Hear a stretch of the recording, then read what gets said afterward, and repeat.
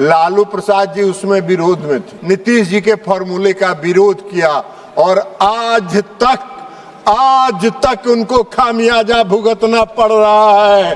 आज तक इस चक्कर में मत पड़िए, उनसे झटका मारिए और अगर उनके साथ सटे रहिएगा तो बिहार में इनका क्या हाल हुआ है मालूम है ना। 27 से 19 से 6 और उस 6 में भी 3 गो बाहर निकल गया है, अभी 3 गो बचे हैं, तो इसलिए इनका हसरोई होने वाला है। भगवान इनको सुबुद्धि दीजिए ताकि जो आने वाले दंश हैं वर्षों तक उससे ये बच सके। इधर उधर बाएं दाएं जाने का रास्ता मत खोजिए। अगर आपने विरोध किया तो प्रधानमंत्री जी ने जो कहा है सच कहा है। अगले 20-25 वर्षों तक आपको उसका खामियाजा भुगतना पड़ेगा, जैसे लालू प्रसाद जी 2005 से 2026 तक खामियाजा भुगत रहे हैं। कांग्रेस पार्टी कभी नहीं होने देगी। अरे हम सबको मालूम है, इस पूरे देश को मालूम है कि किसी भी परिवर्तन को, किसी भी सामाजिक परिवर्तन को आप नहीं लागू होने देना चाहते हैं। आपकी मंशा बहुत साफ है, इसलिए आपने ये बात कही। अब ये बात अगर कांग्रेस का कोई दूसरा सदस्य कहता तो मुझको लगता कि चलिए भाई अनजाने में कह दिया हो, लेकिन कांग्रेस की टॉप लीडरशिप में श्रीमती प्रियंका गांधी जब ये बोल रही है सदन में कि हम इसको कभी नहीं लागू होने देंगे, तो मुझको आश्चर्य हुआ इस बात का कि ये कांग्रेस पार्टी की सोची समझी राजनीति है। ये उनकी रणनीति है कि कोई भी ऐतिहासिक कदम जो इस देश में क्रांति, जो सामाजिक क्रांति लाने वाला कदम है, उसका समर्थन कभी कांग्रेस पार्टी नहीं करेगी। यह उनकी मंशा स्पष्ट करती है। उन्होंने एक बात और कहा, उन्होंने कहा कि सर्वदलीय बैठक नहीं बुलाई गई।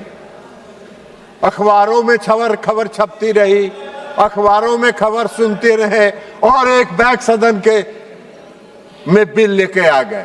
अर्जुन मेघवाल जी, किरण रिजिजू जी चले गए, माननीय संसदीय कार्य मंत्री माननीय अर्जुन मेघवाल जी यहाँ बैठे हुए हैं, संसदीय कार्य मंत्री वो भी हैं। वो बताएं कि सर्वदलीय बैठक बुलाई गई थी कि नहीं। सर्वदलीय बैठक बुलाई गई थी और कांग्रेस पार्टी का प्रतिनिधि उस बैठक में शामिल नहीं हुआ, बार बार आग्रह करने के बावजूद। आपकी मंशा तो पहले से स्पष्ट थी, आपकी मंशा तो दिख रही थी कि आप कौन सा काम करना चाहते हैं। आप कोई भी सामाजिक क्रांति के कदम को समर्थन नहीं कर सकते हैं। हाँ, ये अलग बात है, मैं पहले भी कहा हूं, आज भी कह रहा हूं कि मोदी जी का चेहरा आपको पसंद नहीं आता है। अरे भाई, अगर मोदी जी का चेहरा आपको पसंद नहीं आता है और इस देश की जनता को पसंद आ रहा है, तो आपको क्या दिक्कत है? देश की जनता के साथ जुड़ जाइए और मोदी जी के चेहरा को न चाहते हुए भी कहिए कि वाह बहुत अच्छा है। तो ये काम तो करिए। उन्होंने क्या कहा? उन्होंने यह भी कहा कि यह संविधान संशोधन अगर पास होगा तो लोकतंत्र समाप्त हो जाएगा। क्या लोकतंत्र की परिभाषा बता रही हैं? अगर 50% आबादी संसद में बैठेगी तो लोकतंत्र कहां से समाप्त हो जाएगा? अरे लोकतंत्र समाप्त करने का प्रयास तो कांग्रेस पार्टी ने एक बार किया था, जो इस देश की जनता ने कांग्रेस पार्टी को उखाड़ के फेंक देने का काम किया, कांग्रेस पार्टी को नस्ताबूद कर देने का काम किया।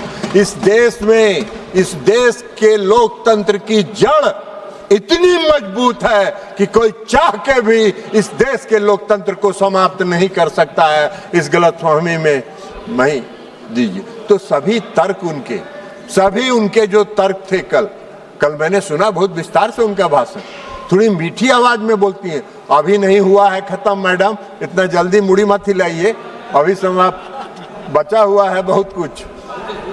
तो इसलिए कोई तथ्य नहीं है। अब कल प्रधानमंत्री जी का भाषण सुने, आप लोगों ने भी सुना होगा। प्रधानमंत्री जी ने आपको सचेत किया है कि अगर आपने इसका विरोध किया तो बरसों तक इसका खामियाजा आपको भुगतना पड़ेगा। प्रधानमंत्री जी ने आपको सचेत किया है, लेकिन फिर भी आप सचेत नहीं हो रहे हैं तो अलग बात है। मैं उनको एक उदाहरण देके बताना चाहता हूं, एक उदाहरण देके बताना चाहता हूं। पंचायतों में 33% का आरक्षण लागू था। 2005 में बिहार के मुख्यमंत्री नीतीश कुमार जी बने और 2006 में उन्होंने कहा कि 33% हम नहीं मानते हैं। हम इस देश में महिलाओं की आबादी और इस राज्य में महिलाओं की आबादी 50% है। हम 50% पंचायती राज व्यवस्था में नगर निकाय में आरक्षण देंगे। और सिर्फ उन्होंने पंचायतों में और नगर निकाय में आरक्षण नहीं दिया, मुख्यमंत्री नीतीश कुमार जी ने एकल पद जो प्रमुख का पद होता है, जिला परिषद के अध्यक्ष का पद होता है, सरपंच का पद होता है, उस पर भी आरक्षण उन्होंने दिया। लालू प्रसाद जी उसमें विरोध में थे, एनडीए की सरकार थी। लालू प्रसाद जी ने उस नीतीश जी के फॉर्मूले का विरोध किया और आज तक उनको खामियाजा भुगतना पड़ रहा है। आज तक बिहार की जन एनडीए, मैंने देखा है बिहार के एनडीए के साथ वहां की महिलाएं 100% खड़ी होती हैं। आप इस बार के चुनाव का वोट निकाल के देख लीजिए। अखिलेश जी, हम आपको कहेंगे, मेरे मित्र हैं, उनसे सचेत रहिए, उनके चक्कर में मत पड़िए, उनके चक्कर में मत पड़िए। उनके चक्कर में पड़ के वो गायब हो चुके हैं। इस बार के विधानसभा के चुनाव का आप रिजल्ट देखिए। 84 ऐसी सीट है जिसमें पुरुषों से 10% ज्यादा महिलाओं का वोट गिरा है और एनडीए के पक्ष में गिरा है। ऐसा क्यों अन्याय कर रही हैं आप मैडम? अन्याय मत करिए, आप ऐसा अन्याय मत करिए। मेघवाल जी कह रहे हैं कि कुछ उनकी पार्टी का टाइम दे दीजिए इधर। बोलिए मेघवाल जी। अब 2023 से मातृत्व शक्ति इंतजार कर रही। 2023 में जब नारी शक्ति वंदन अधिनियम आया, उस समय से इस देश की मातृत्व शक्ति इंतजार कर रही है कि मुझको कब मौका मिलेगा। और जब प्रधानमंत्री जी ने आज उनको मौका दिया तो आप विरोध में खड़े हो गए। अरे ऐसा क्या है? और आज जो प्रधानमंत्री नरेंद्र मोदी जी ने इस सदन में जो बिल लाया है, उनके नेतृत्व की सरकार ने, वो उसी भावना को जो मातृत्व शक्ति 2023 से इंतजार कर रही है, उसकी उस भावना के अनुरूप, उसकी भावना को संतुष्ट करने के लिए उन्होंने इस संविधान संशोधन विधेयक को लाया है इस सदन में।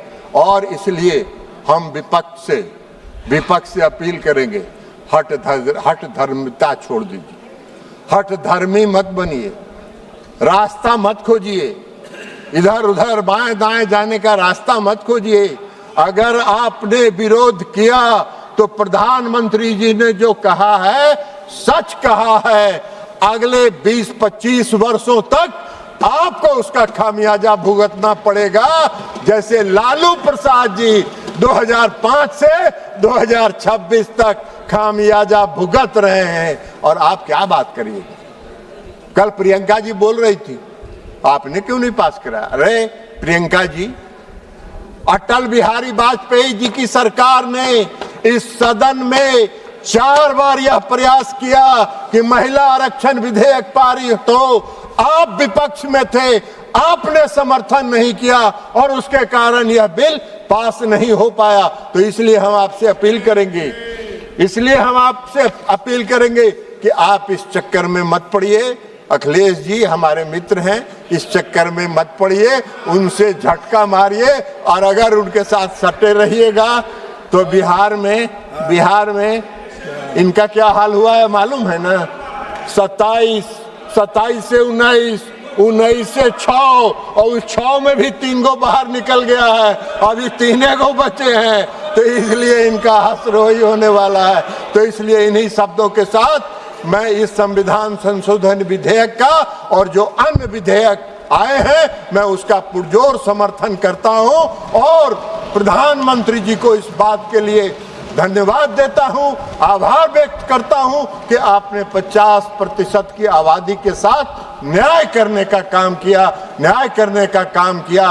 ये इनको अगर भगवान सुबुद्धि दे, इस वर्ष से हम यही प्रार्थना करते हैं, भगवान इनको सुबुद्धि दीजिए ताकि जो आने वाले दंश हैं वर्षों तक उससे ये बच सके। बहुत बहुत धन्यवाद।